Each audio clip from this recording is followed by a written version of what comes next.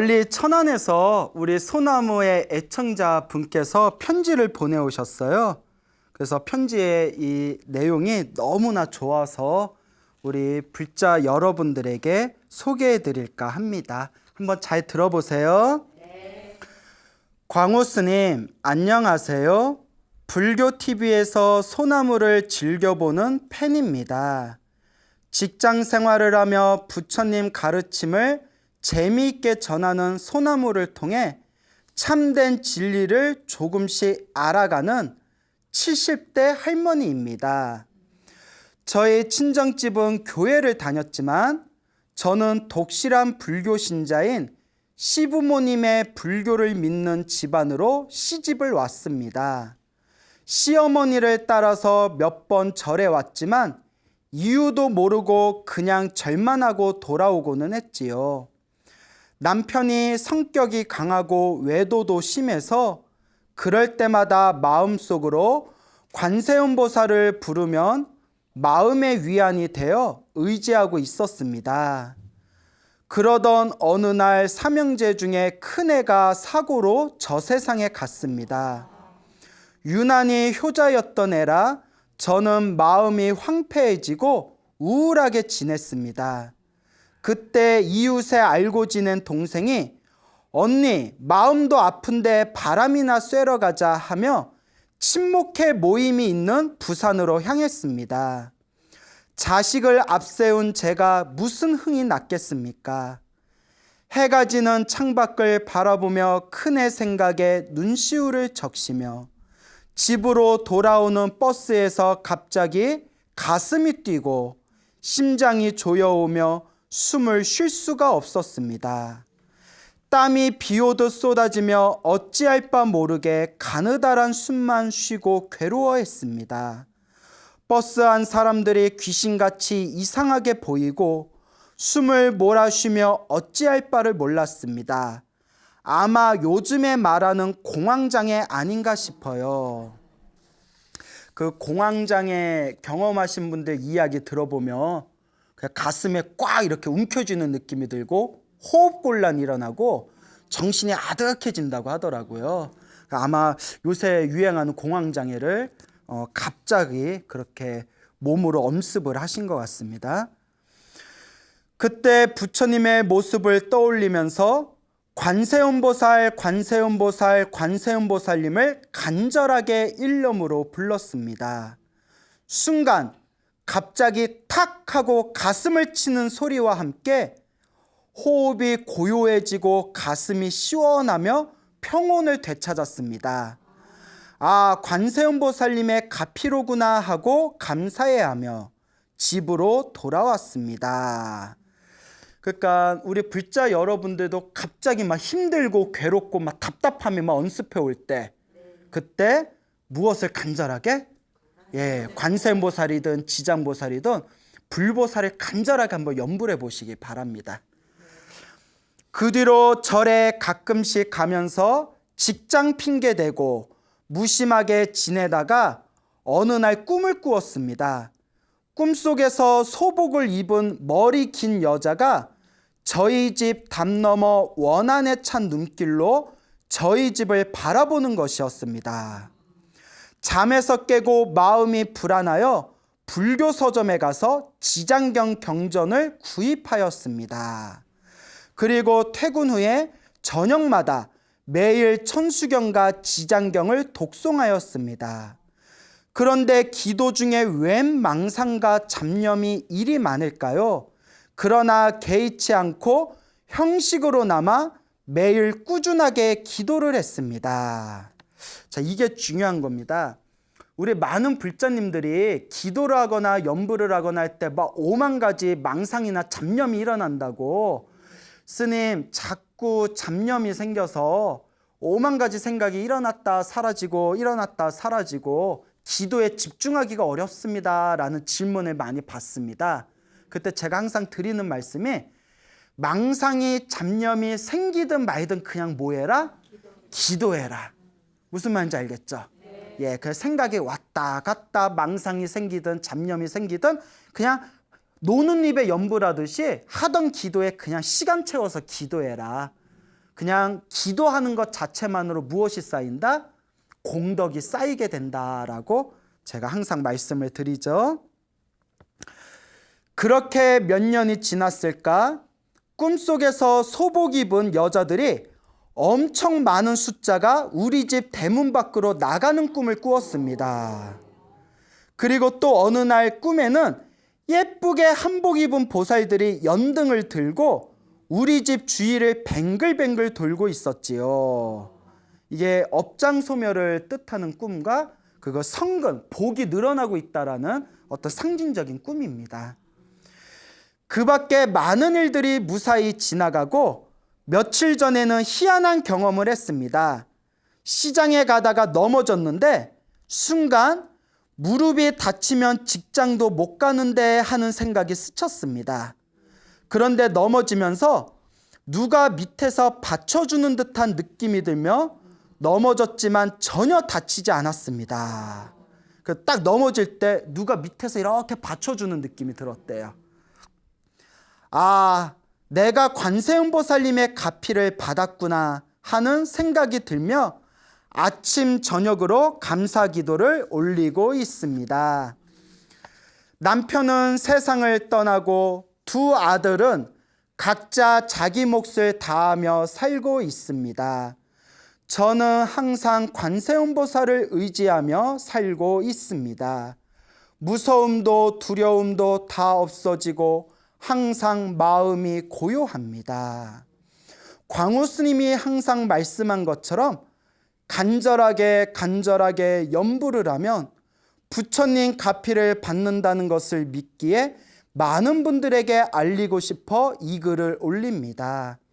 사람으로 태어남에 감사하며 앞으로 살아가면서 복을 많이 지어야 할 텐데요.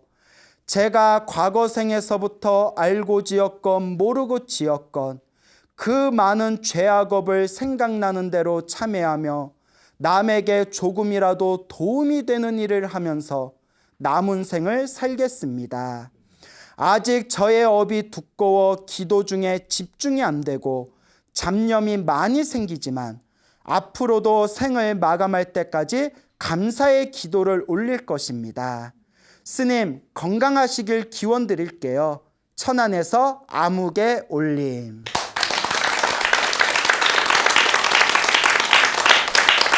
자, 어떻게 편지 잘 들어보셨습니까? 네. 예, 우리 천안에서 살고 계시는 우리 70대 할머니 편지 내용에서 가장 우리가 주의 깊게 생각해야 되는 게 기도를 하면 할수록 마음이 항상 고요하고 편안하다. 마음이 항상 편안하다라는 그 구절이 가장 중요합니다.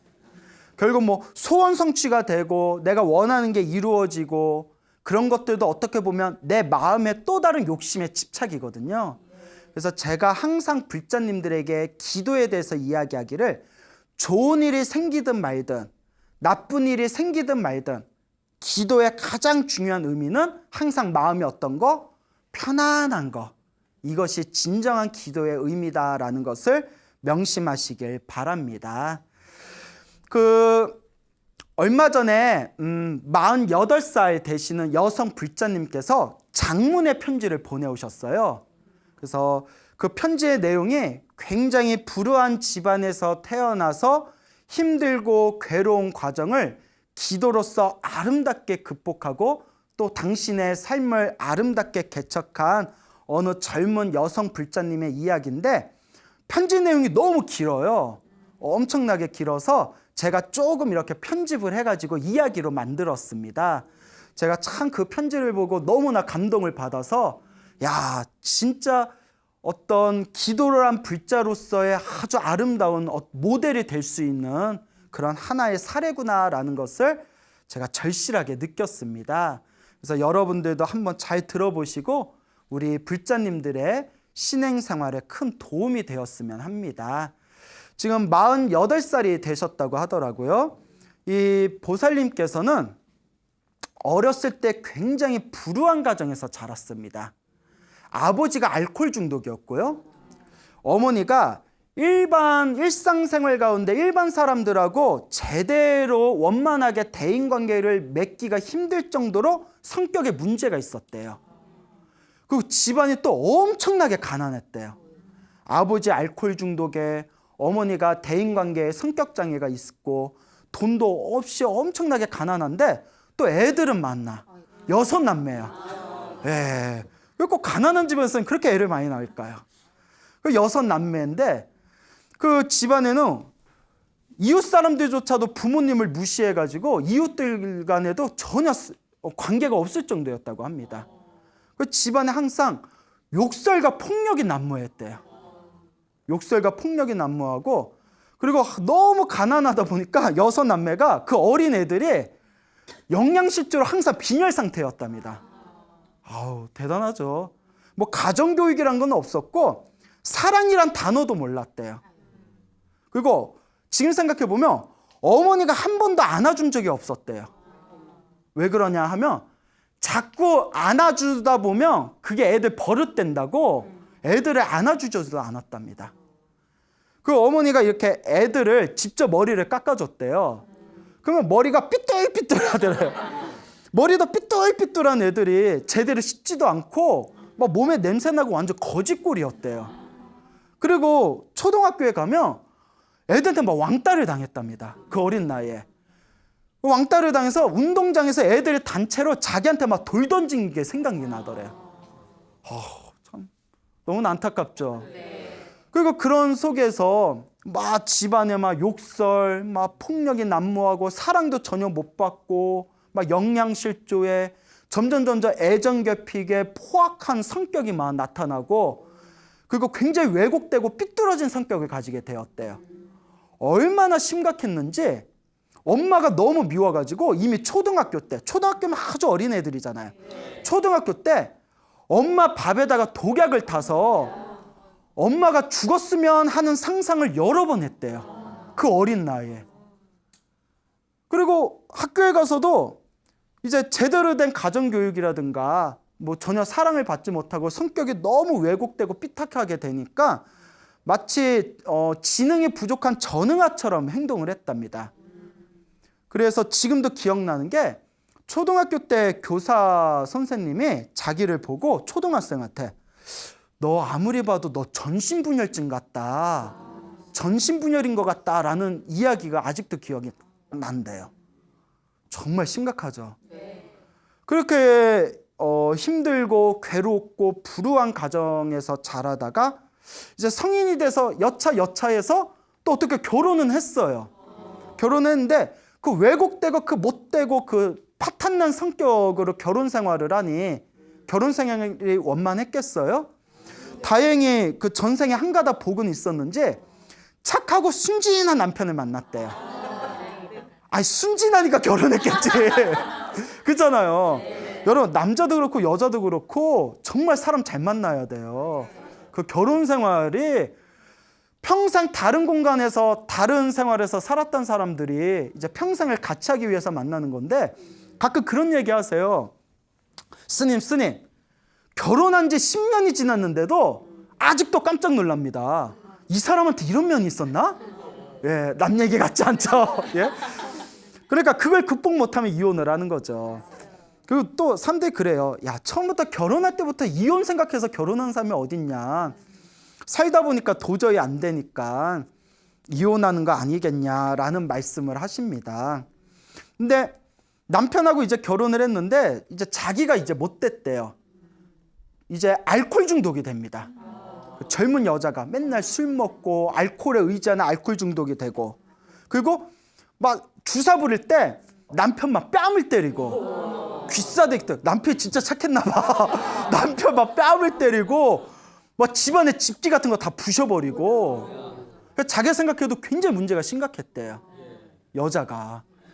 그리고 마트에 가면 막 절도 막 자잘한 거 도둑질하고 도벽이 있었답니다.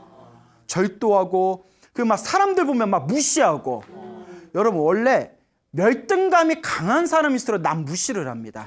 그거 아시죠? 자존감이 높고 마음에 여유가 있는 사람은 사람을 봐도 오히려 허허해요. 우리 그런 얘기 있잖아요. 뭐 고급 주택에 사는 사람이 막 경비 아저씨들 막 갑질하고 무시하는 게 근원적으로 갑질하는 사람들한테 열등감이 있어서 그런 거예요. 하여튼 이렇게 사람들 무시하고 뒤에 험담하고 그런 어떤 굉장히 심각한 성격 파탄자로 이제 살아가게 됩니다. 그 집안 꼴이 어떻게 되겠어요? 그러다가 남편이 사업이 쫄딱 망해버렸대요. 될 리가 없겠죠. 남편 사업이 망해버리니까 너무나 다급한 마음이 들더래요. 여러분, 갑자기 인생에 있어서 막 벽을 만나고 다급한 마음이 들면 종교가 없는 사람들이 정말 막 인생의 낭떠러지 같은 걸 만나게 되면 보통 어딜 찾아가죠? 그렇죠. 전 보러 가죠. 보통 전집에 가잖아. 유명하다는 무속인들, 용하다는 무속인들 다 찾아다녔대요. 전 보고, 그래도 굿도 여러 번 했대요. 또 이렇게 무속인들 만나면 굿해야 돼. 굿해서 살풀이 해야 돼. 조상 중에 안 좋은 조상이 있어서 그래. 뭐 그러잖아. 아이고 조상 중에 길에서 객사한 조상이 있구나. 아니 우리 인생사 대한민국 6.25 전쟁 터진 우리나라에서 객사 안 한 조상이 어디 있겠어요. 다 있지. 아이고 집에 어렸을 때 집에 버드나무가 있었네. 아니 없었는데요? 있었으면 큰일 날 뻔했어. 없었으니까 이 정도야. 예, 그래요? 또 좋아요. 하여튼 그래서 굿도 여러 번 했대요. 귀가 솔깃해서. 용하다는 무당들 만나면 복채도 많거든요. 그러니까 완전 가정이 가뜩이나 사업이 망했는데 집안의 가정 경제도 완전 파탄이 났답니다. 돈도 없고. 그래서 계속 이제 전 보러 다니고 굿하는데 아이고 굿하고 전 보러 다닌 사이에 이상한 병에 걸려버렸어요. 가위 눌림이 심해진 거예요. 전혀 그런 게 없었는데 점점 막 가위가 눌리기 시작하더니 이 가위 눌린다는 거 아시죠? 가위 눌림이 너무 심해져서 나중엔 누워서 눌리다가 앉아서도 가위에 눌린대요. 매번 가위에 눌러가지고 막 컥컥대고. 그러니까 너무나 힘들고 괴로워서 그때 막 건강도 급속도로 잃어버리고. 그러다가 어떤 상태가 되냐면 그 몇 년 사이에 어렸을 때 성격 자체가 이미 왜곡되고 삐딱해졌잖아요. 거기에 전신분열증 현상에 가위 눌림에 빙의 현상까지 일어나더래요. 막 자꾸 귀신이 보이고 없는 귀신도 자꾸 귀신이 있다라는 과대망상에 빠져버려서 그래서 나중에는 이 과대망상이 커져서 나는 신을 받았다. 나는 천기를 누설하는 사람이다. 그러면서 사람들 막 점쳐주다가 하나도 안 맞고 다 틀려서 막 스스로 당황해가지고 이게 지금 뭐 웃고 계시지만 본인은 자기가 천기를 누설하는 사람이다 하고 전봐줬는데 다 틀려버렸대요. 그러니까 전신분열에 가위 눌림에 빙의 현상에 거기에 당뇨까지 걸리고 갑상선까지 또 문제가 생겨서 몸과 마음의 건강이 완전히 무너져 버렸대요. 그러니까 안 되려니까 이렇게 안 되는 거예요. 너무나 힘들고 괴로웠답니다. 그러니까 어떻게든 자기가 살아남아야 되니까 이제 돈은 없겠다. 이제 아이가 둘이 있었대요. 아들 하나, 딸 하나가 있었는데 조그만 애들 둘이 있는 상황에서 막 정신분열이 일어나가지고 막 가위 눌림에 빙의 현상, 맨날 신이 어떻고 귀신이 어떻고 하고 막 돌아다니니까 형제들이 놀래가지고 자기를 정신병원에 집어넣으려고 했대요. 근데 나중에 들은 얘기가 왜 정신병원에 못 넣냐면 애가 둘이 있는데 애 봐줄 사람이 없는 거예요. 그 애 때문에 병원에 못 넣었대요. 그러다 보니까 이제 뭐 돈도 없겠다. 막 몸과 마음의 건강은 완전히 무너져 버리고 자꾸 자기가 귀신병에 걸린 느낌이 드니까 어떻게든 내가 이걸 치료해야 되겠다 시켜서 인터넷으로 빙의 아시죠? 빙의. 뭐 귀신신 걸 빙의라고 하잖아요. 무료 빙의 치료 시술을 이렇게 찾아다녔대. 무료로 해주는 거. 돈이 없으니까. 근데 여러분 이거 진짜 위험합니다. 여러분 뭐든지 무료는 위험해요. 무슨 말인지 알죠? 뭐 슈바이처급 박사정도 아니면 무료, 특히 귀신을 무료로 치료해 줍니다 하면 한번 의심해 봐야 돼. 예? 그래서 진짜입니다 이거. 수많은 어떤 귀신 가지고 장난쳐서 사기 행각 벌이는 사람 중에 일단 사람을 모아야 되니까 무료로 해드립니다 이런 게 있어요. 정말 우리 조심해야 돼요. 그거 막 찾다가 지방에 있는 어느 스님을 만났대요. 예, 어느 스님이었는데 그 무료로 귀신을 치료해 준다는 스님을 만났대요. 그 당시에 그 스님이 카페에 그 인터넷 카페를 운영했는데 사람들도 많이 몰렸대요. 그래서 이제 그 스님을 만나가지고 이제 스님을 만나러 지방에 있는 스님 만나러 갈 때마다 딸이 유치원 어린애라서 맡길 데가 없어서 항상 딸을 데려갔대요. 항상 딸을 데려갔는데 이렇게 얘기를 해봤더니 스님이 숙제를 내주더래요. 법화경을 16번 사경해라. 법화경을 16번을 사경하고 항상 광명진원, 석가모니불, 그다음에 관세음보살 이 세 가지도 항상 외우고 사경해라 라고 숙제를 내줬답니다. 그러면서 법화경 16번 사경하는데 아무리 힘들어도 하루에 몇 줄이라도 사경해라 라고 가르쳐 주대요. 하루에 몇 줄이라도 꾸준히 해야 된다. 그래서 법화경을 16번 사경하고 광명진원, 석가모니불, 관세음보살을 항상 염불하고 또 베끼고 하루에 몇 줄이라도 꾸준히 해라. 그래서 이제 자기가 그 가르쳐준 대로 사경을 하는데 사경하면서도 귀에서 제제제제제제 막 사람 목소리 환청이 들려가지고 엄청 고생을 했대요.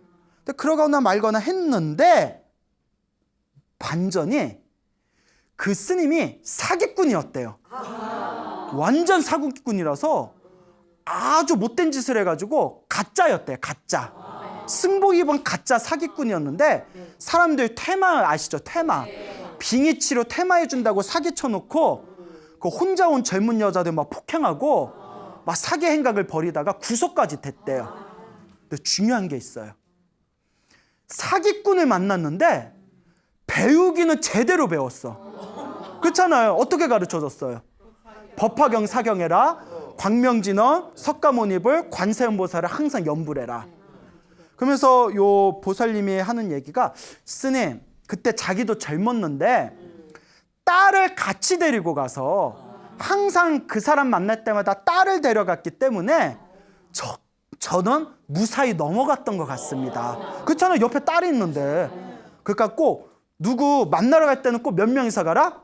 2명이서 가세요. 알겠죠? 그래요. 그러니까 자기는 이제 잘 넘어갔지만 나중에 그분이 구속됐다는 게 조그만 그런 어떤 인터넷 신문 뉴스에까지 난 거예요. 그래서 등골이 이제 서늘하셨겠죠. 근데 제가 그 이야기를 이렇게 보면서 야, 이 보살님이 전생에 한 가닥 성근이 있어서 사기꾼을 만났지만 배우기는 제대로 옳게 배웠구나. 아, 이것도 복이에요. 어떤 사람은 정말 좋은 스님 만났는데도 엇나가는 사람이 있어요. 정말 훌륭하신 스승님을 만났는데도 자기 아집과 아상과 고집에 빠져서 엇나가는 사람이 있고, 어떤 사람은 사기꾼을 만났는데도 제대로 배운 사람이 있고. 그래서 느끼는 게, 다시 한번 느끼는 게, 여러분, 인생은 자기 복대로 살아. 정말 인생은 한치 앞을 알 수가 없어. 다 자기 복대로 산다니까요. 그래서 그런 이제 숙제를 받은 뒤에 그분 이제 열심히 했대요. 그래서 한 2년 동안 법화경을 14번을 썼대요. 2년 동안. 대단한 거죠. 법화경 14번을 쓰고 계속 광명진원하고 관세음보살을 계속 연불을 했답니다. 계속 연불을 했는데, 이렇게 계속 연불하다가 이분이 2년 동안 법화경 10번 이상 사경하고 계속 연불하다 보니까 제가 보기에는 어느 정도 업장이 소멸한 것 같아요. 지혜가 트였어요. 그러니까 갑자기 지혜가 열렸어요. 어떤 지혜가 열렸냐? 이거 대단한 거예요. 불교도 전혀 모르던 분이고 불심도 없었잖아요. 이분이 갑자기 지혜가 탁 열려가지고 어떤 생각이 드냐면, 진짜 부처님을 믿어야 되겠구나. 내가 점집에 가서 본 불상은 진짜 부처가 아니고 요 경전에서 부처님 법문에 나오는 부처님의 가르침을 믿어야 되겠구나라는 믿음이 탁 트이더래요. 그 지혜가 트인 거죠. 그리고 집에 지장경하고 금강경 책이 있었대요. 지장경과 금강경 책이 있었는데 누가 갖다 놨는지 기억이 안 난대요. 있긴 있는데 뭐 자기가 갖다 놨겠지 누가 갖다 놨겠어. 보지는 않았대요. 대신 가위 눌리고 악몽 눌릴 때 그거 없어지라고 잠잘 때 베개로 베고 잤었대요. 가끔씩. 근데 그거 절대 안 됩니다. 절대 경전은 베개로 이렇게 베고 자는 게 아니에요. 예, 하여튼 그분은 그랬대요. 근데 이제 마음에서 어떤 그러한 지혜가 열리면서 이제 불상의 점집에 있는 불상 부처님을 믿는 게 아니라 부처님 경전에 나오는 진짜 부처님의 말씀을 믿어야 되겠구나라는 느낌이 들면서 연부를 더 열심히 했답니다. 기도를 더 열심히 하게 된 거예요. 제가 보기에는 그나마 법화경 14번 베끼면서 지혜가 좀 열리고 업장이 그때부터 어느 정도 소멸한 것 같아요. 그러면서 이분의 아들이 있고 딸이 있었잖아요. 엄마는 애들 때문에 산단 말이 있습니다. 애들이 삶의 희망이었대요. 그리고 어렸을 때 하도 불우한 가정에서 자랐기 때문에 내 자식만큼은 나처럼 키우지 않겠다라는 그런 어떤 모성애가 그렇게 강하게 있었나 봐요.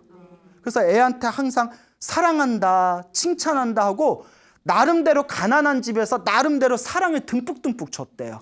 그리고 애를 보면서 나는 삶의 희망을 느끼고 내가 어떻게든 살아야 되겠다 하면서 계속 이제 기도를 해나갑니다.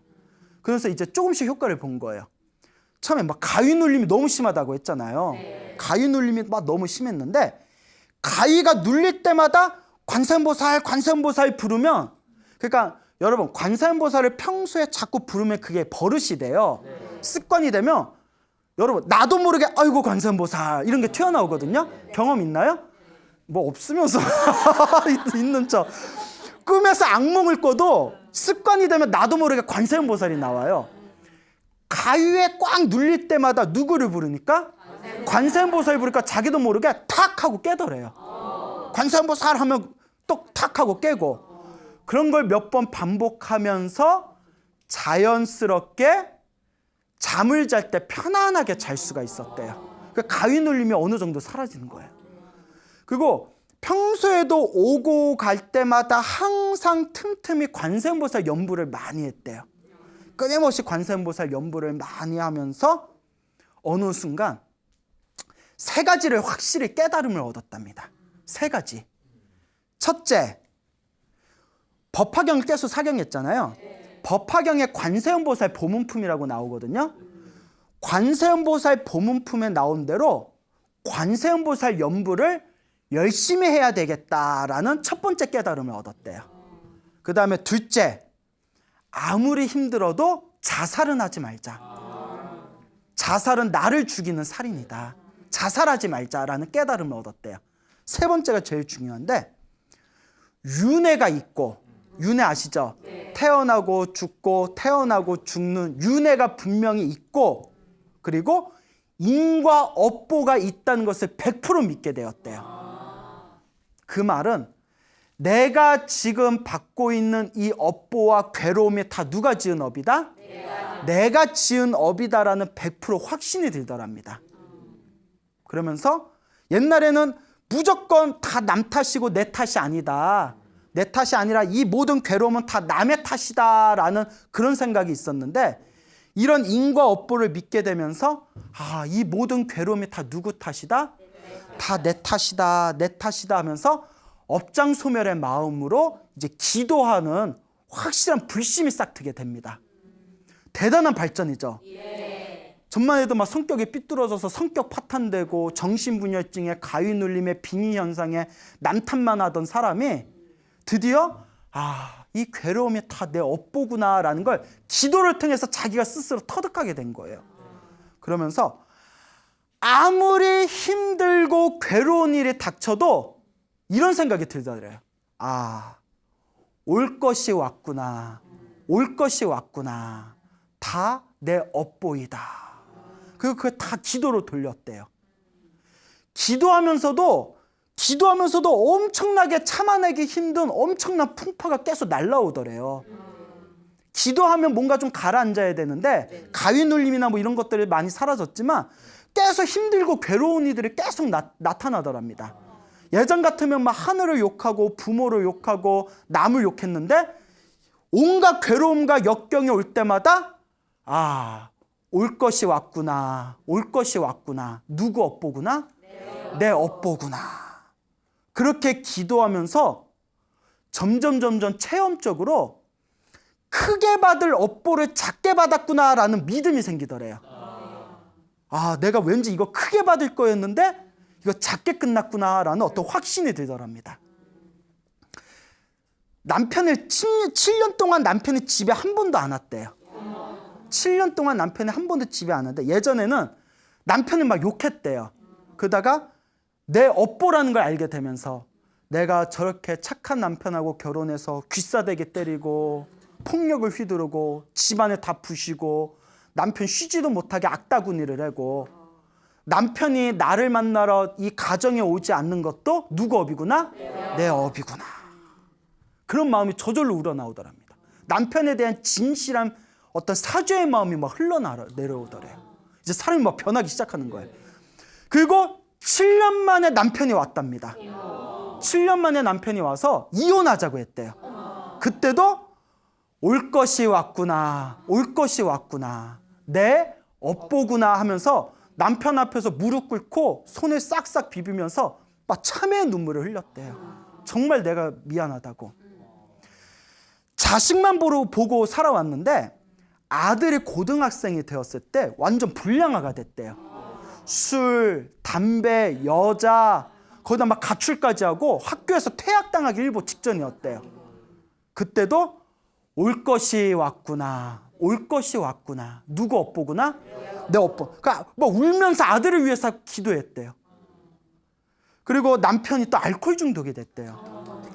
그래서 남편이 죽겠다고 자살소동 벌였을 때에도 올 것이 왔구나, 올 것이 왔구나.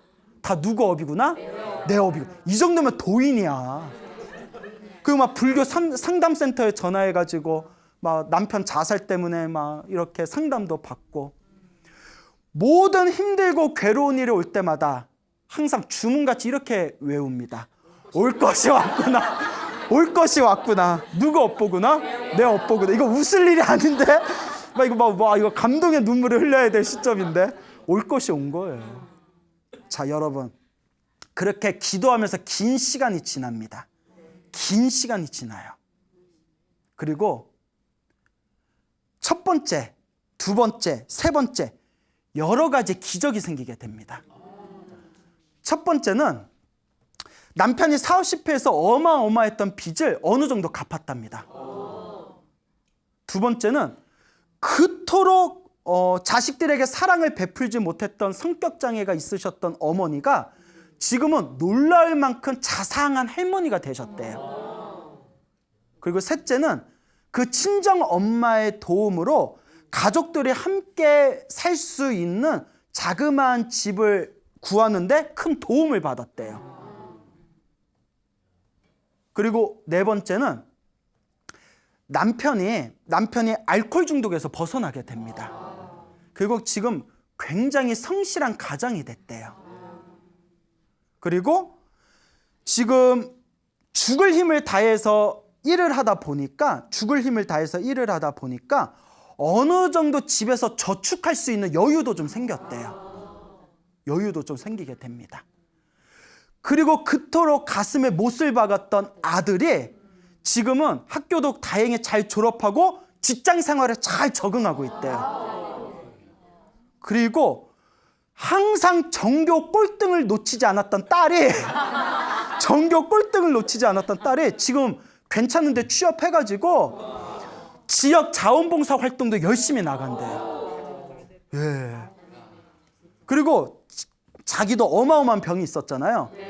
마음도 너무나 편안해지고, 그리고 그동안 건강이 안 좋아서 먹었던 약을 끊었답니다. 그 정도 건강을 회복했대요.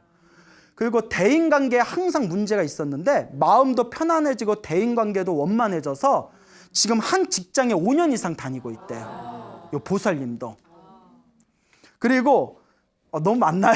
그리고 여동생이 있는데 이 여동생이 지금 어디 사찰 절에서 근무를 하고 있고, 문제가 막내 여동생이 있대요. 막내 여동생이 전혀 불심이 없었던 타종교를 믿던 애였는데 지금 완전히 불교로 개종해서 열심히 불교 수행을 하고 있답니다. 참고로 막내 여동생이 우리 소나무 광팬이래요. 예, 혹시 이거 보고 계시면 내 얘기인가? 예, 완전 소나무 광팬이라고 하십니다. 자, 이렇게 두루두루 다 잘 풀리게 된 거예요. 오직 무엇의 힘이었다? 기도와 모든 것이 다 내 탓이라는 진실한 참회의 힘이었습니다. 요 보살님이 이제 저에게 글을 보내오면서 스님, 제가 그동안 생활 속에서 어떻게 기도하고 수행해야 되는지를 전혀 감을 못 잡았습니다. 그런데 광우 스님의 소나무를 보면서, 매일 소나무를 보면서 내가 어떻게 수행하고 생활 속에서 기도해야 되는지를 하나하나 배우고 있습니다.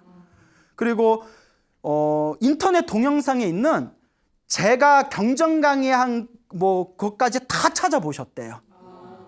그리고 이 불자님께서, 보살님께서 하는 얘기가, 스님, 저는 소나무에 나오는 업장소멸 이야기, 인과업보 이야기, 기도의 가피 이야기, 저는 하나도 의심하지 않습니다.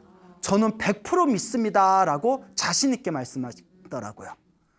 이 보살님께서 꼭 우리들에게 전하고 싶은 이야기가 있답니다. 마지막에 자기가 조현병, 전신분열, 가위놀림, 빙의현상 때문에 어마어마하게 고생을 했대요.